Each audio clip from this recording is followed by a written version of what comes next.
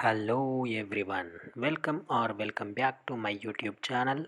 Today our topic is about the student of magic 5e background, which is really interesting not just because of the description or because of the feature, but for a couple other reasons. Firstly, it's the only background added in the Homebrew series. So odds are if you are just a player and you don't DM, you are likely not going to know this is a thing. It is cool and it is a cult favorite in some sense. A lot of people like using it. In any case, today we are going to be talking about the student of magic homebrew background. So without any further ado, let's move on to its description. You were identified as a potential magic user at a very young age and were taken in as an apprentice. You were taken from your beautiful home to be trained either by the master who found you or were enrolled in a school of magic users. You seldom to never see your biological family and were raised and educated surrounded by the trappings of magic. Now you have set out into the greater world seeking to use what you have learned. Who taught you and how do you feel about them? Are you still contact with your masters or fellow students? What led you from being a student a life of adventure? Did you graduate,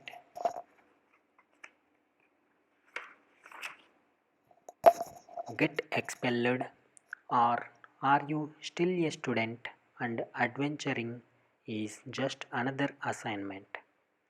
Now let's move on to its mechanics. Under skill proficiencies, you can choose Arcana and either History or Religion, and under tool proficiencies, you will gain access to Potion Master's Lab. Then under languages, choose one of your choice, including exotic languages. So, exotic languages, if you are not super familiar, and it might genuinely be worth doing a separate video on language altogether. So if you are interested in, click on the above little eye icon. But that's kind of like things you are really not gonna know, like abyssal, celestial, deep speech, draconic, infernal, primordial, sylvan, or undercommon. Like odds are, yeah, they are. Not really commonly spoken anywhere in the overworld, at least. So, yeah, not gonna run into him a whole lot.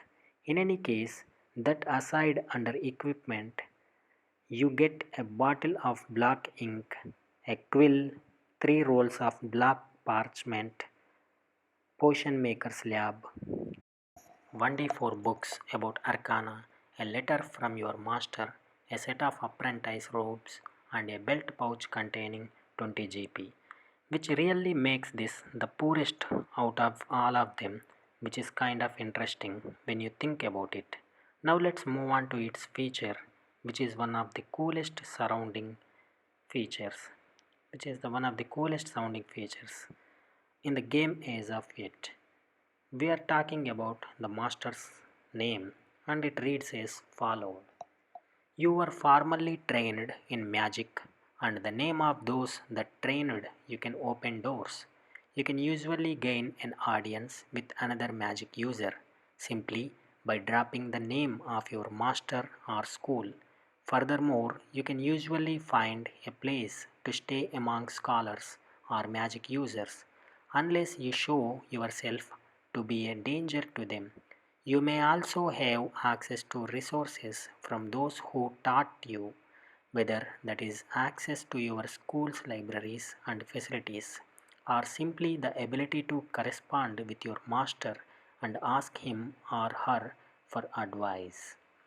This is really interesting in terms of features because it on a glance looks very similar to a lot of the stuff we have covered, but it has the opposite kind of drawback to it.